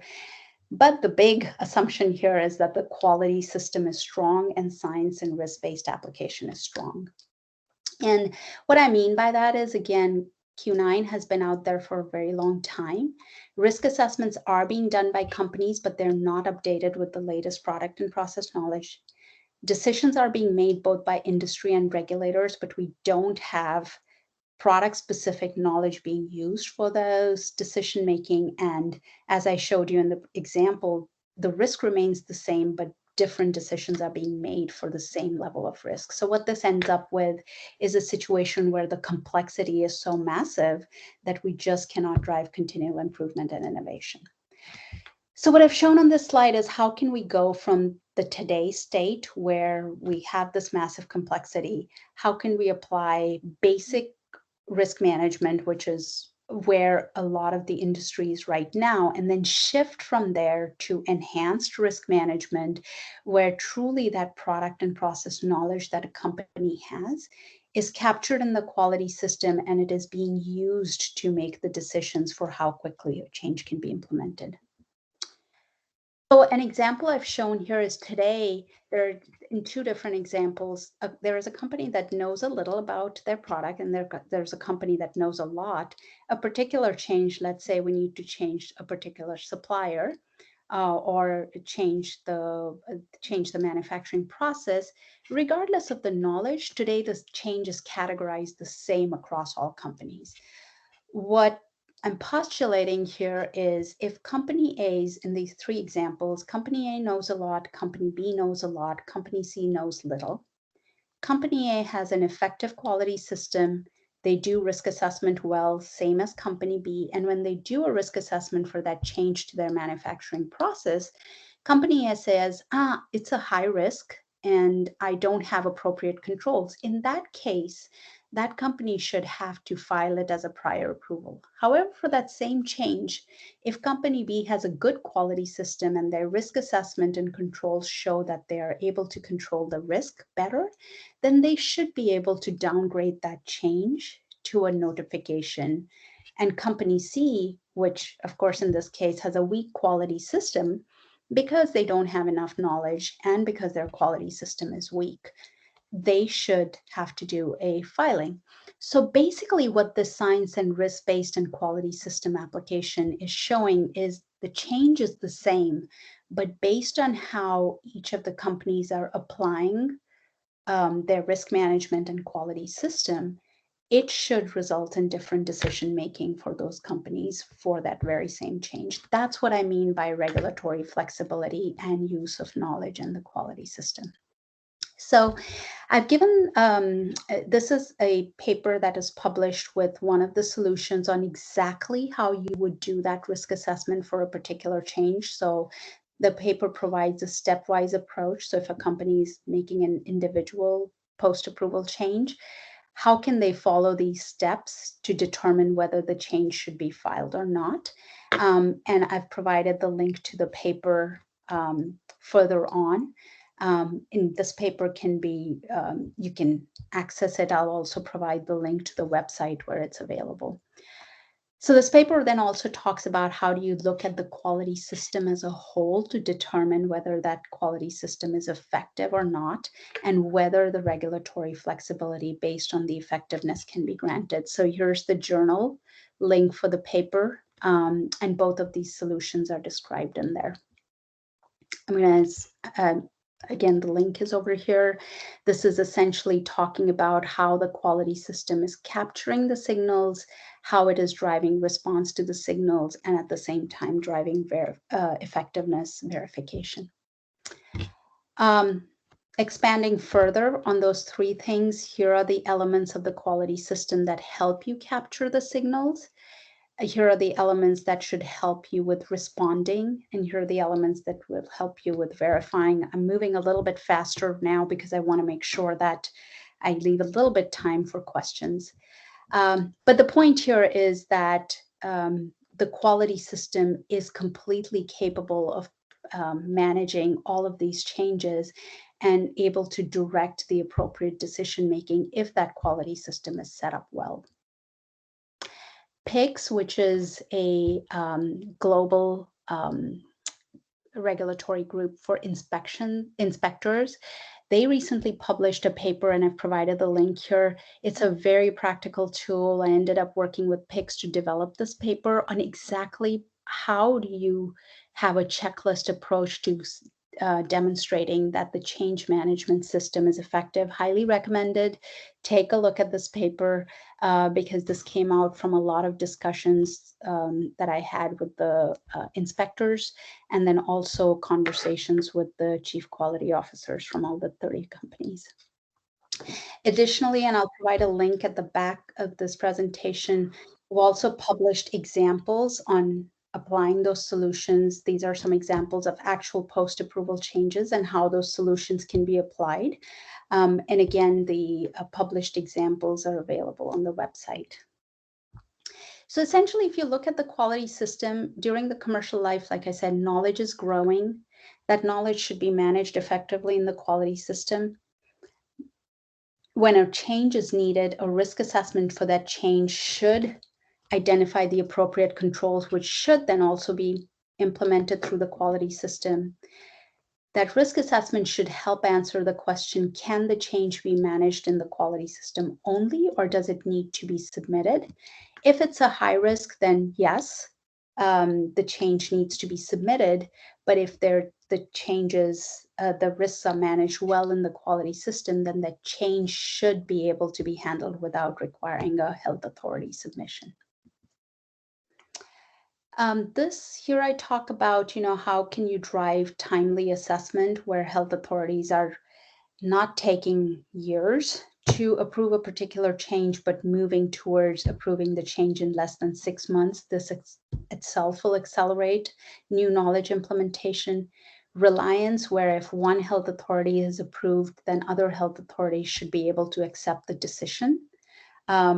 For a particular post-approval change, and then from a company standpoint, how can companies apply more of a science and risk-based approach as described in the paper I provided. So this is finally an illustration of if we were to apply this solution. Assume that, and this is a low number, that a company submits 100 post-approval changes every month. And the worldwide approval takes 3 years for each change. This is a realistic situation. In fact, it's actually a better situation than is real. This means at any given time, a company has about 3,600 open changes that are awaiting global health authority approvals.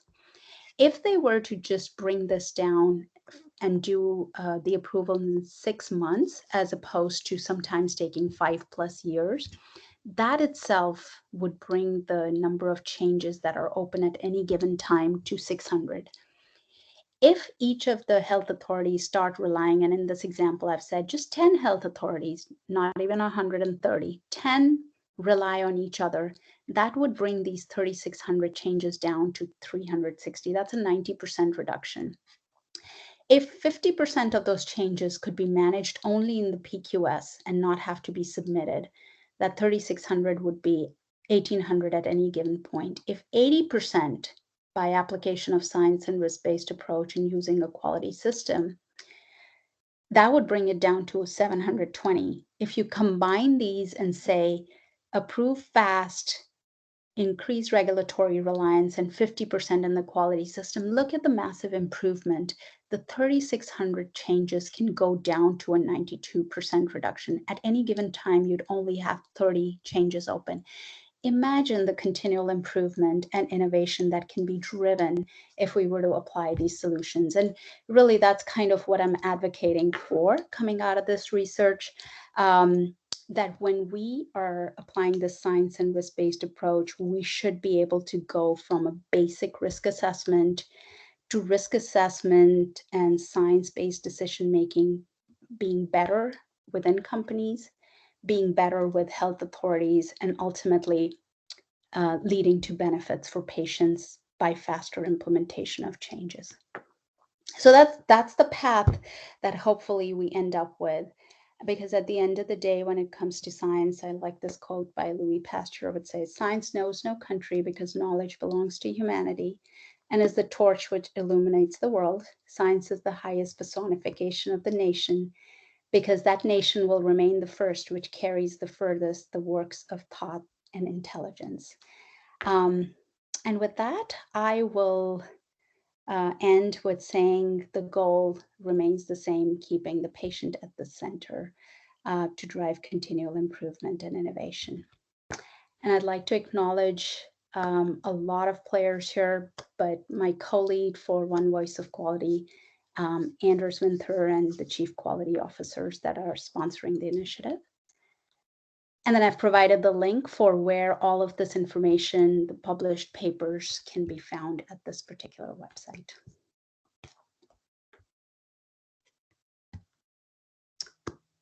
Okay, so I know that was a lot of information, but I'm happy to take any questions that you might have now or even after.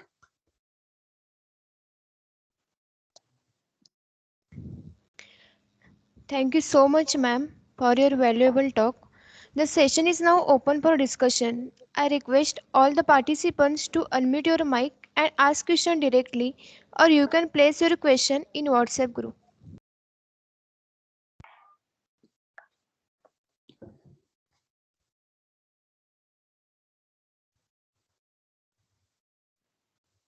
Is there any major difference between ISO 13000 risk management process and the ICH Q9 guidelines? It's a great question. I think ISO 13485 applies to mainly, it started with medical devices. And to be honest, I prefer ISO 13485 over ICH Q9. I don't know why the pharma industry just didn't adopt ISO 13485. It really is the basis, but the device regulations have risk management integrated a lot better than ICH Q9. ICH Q9 is a great document, and actually it's going through a revision. But for some reason in the pharma industry, we've not been able to integrate it. So highly recommended if you're looking in the area of ICH Q9 quality risk management, please do read ISO 13485. And in fact, for quality system, read ISO 14971 as well. Yeah, thank you, ma'am. Of course.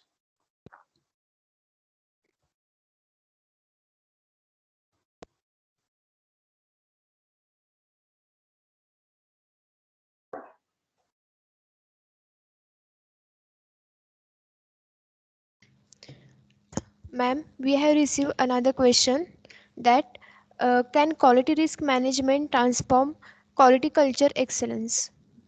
Oh, absolutely. In fact, I think quality risk management is fundamental to transforming quality culture. And ICHQ9 talks very little about quality culture, but without quality culture, the quality system cannot work. And without quality risk management, quality culture and quality system would not work. So that's why quality risk management is really called the enabler along with knowledge management. So it's absolutely essential. Yeah, thank you, ma'am. Thank you.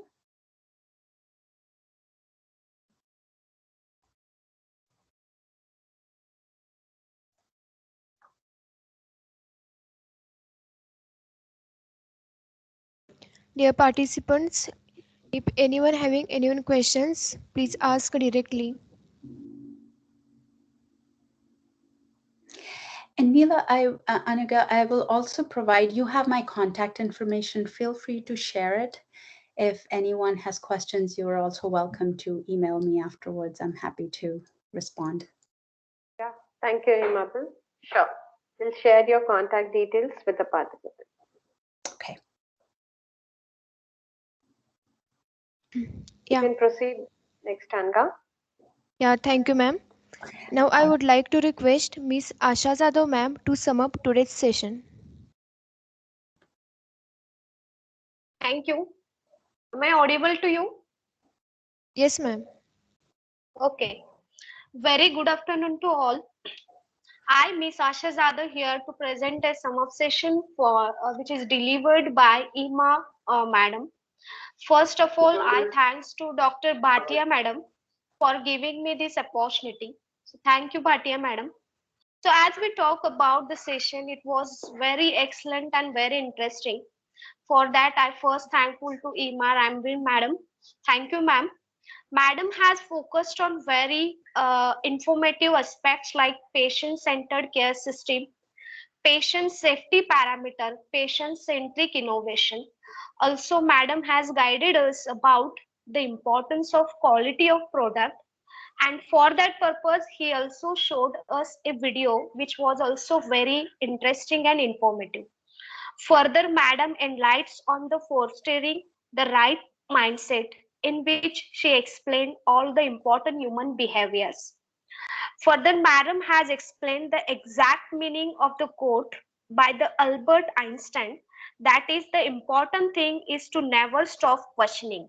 Every time we have to ask the question to clear all the things related to the product. Also, Madam given guidelines regarding who are the parameters in the development of innovative medicines. Further, she has explained the need of culturing the scientific curiosity. Also, Madam has come across the concept like subjectivity versus uncertainty. She also cleared us about the bias and the need to manage the bias. So when we don't manage bias, well, we can experience the things like we decrease our ability to see the problems. She also guided us about how we have to identify and analyze the risk. After that, Madam has focused on what to communicate and how and to whom communicate. So with this all, I thank to Ima Ramreen Madam. Thank you very much, Madam, for such a wonderful and excellent session which is delivered by you. And we are hoping such session in coming future also. Thank you very much, Madam. You're very welcome. Thank you for the opportunity. I really appreciate it. Thank you, ma'am. Yeah, thank you so much, ma'am. I, Miss Anghas Gekar, on behalf of Bharati Vidyapeeth College of Pharmacy, Kolhapur, take this opportunity to thank our immense speaker for her wonderful presentation and valuable time. Thank you so much, ma'am. Now I request all the participants to turn on your camera so that we can have a photo with our eminent speaker. Thanks, Amabel. It was a Very wonderful session. Special thanks in spite of the time zone. I know it's late night at your place. no problem. No problem. I appreciate the Thanks a opportunity. lot from my side and from my entire team. Welcome. Very welcome.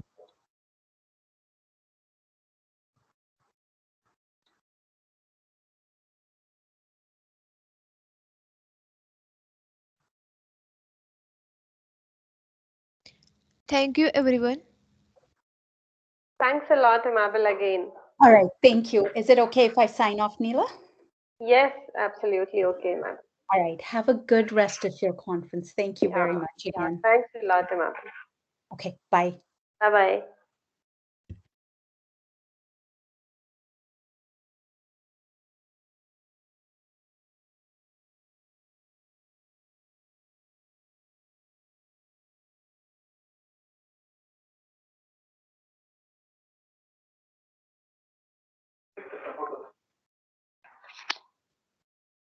Good afternoon, Vakure sir.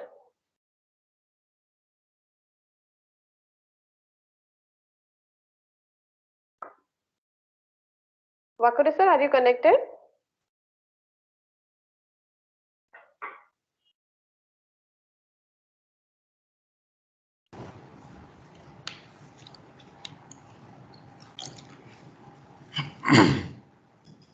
Good afternoon, ma'am. Yeah, good afternoon, sir. How are you? Yeah, fine. Thank you, ma'am. Yeah. I hope you're connected, sir. Yes, ma'am. Yeah. Okay. Anaga, we can begin with the session.